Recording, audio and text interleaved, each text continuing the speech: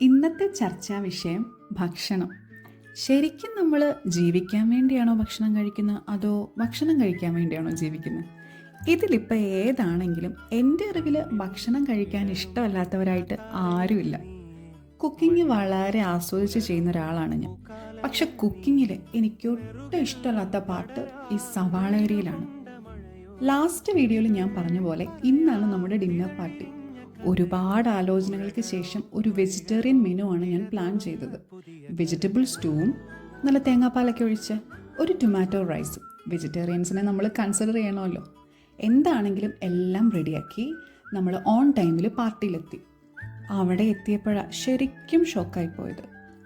Different variety food നമുക്കായിട്ട് ഇങ്ങനെ കാത്തിരിക്കുമായിരുന്നു. എവിടെ നിന്ന് തുടങ്ങണമെന്നുള്ള കൺഫ്യൂഷനിലായിരുന്നു ഞാൻ.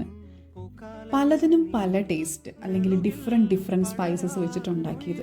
പക്ഷെ ഞാൻ അതിൽ ഏറ്റവും എക്സൈറ്റഡ് ഒതൻറ്റിക് ഒരു ഇറ്റാലിയൻ ഫുഡ് കഴിക്കാനായിരുന്നു. ലസാനിയ ഡാനിയൽ പ്രിപ്പയർ ചെയ്തുകൊണ്ട് വന്നത്. എന്തുകൊണ്ടാണ് ഈ ആളുകളൊക്കെ ഇറ്റാലിയൻ ഫുഡിന് ഇത്രയും ആരാധകരാകുന്നതെന്ന് എനിക്ക് പിന്നെയാണ് കേട്ടോ മനസ്സിലായത്. എന്താണെങ്കിലും നമ്മളെല്ലാവരും എല്ലാ ഫുഡും നന്നായിട്ട് എൻജോയ് ചെയ്യും. അങ്ങനെ നമ്മൾ ലാസ്റ്റ് ടിറാമിസും ഒക്കെ കഴിച്ച് നമ്മുടെ ഭക്ഷണം കഴിപ്പ് അവസാനിപ്പിച്ചു. എല്ലാത്തിനും ശേഷം ഒരു ഇരട്ടി മധുരം പോലെ നമ്മുടെ ടീച്ചർ നമുക്കായിട്ട് പിയാനോ പ്ലേ ചെയ്തു. വളരെ സൂതിങ് ആയിരുന്നു. നമ്മളെല്ലാവരും നന്നായിട്ട് എൻജോയ് ചെയ്തു. നല്ലൊരു നൈറ്റ് ആയിരുന്നു കേട്ടോ. Anyway, good food good people gives good mood എന്ന് പറയുന്നത് വളരെ കറക്റ്റായിട്ട് എനിക്ക് തോന്നി. Thank you for watching.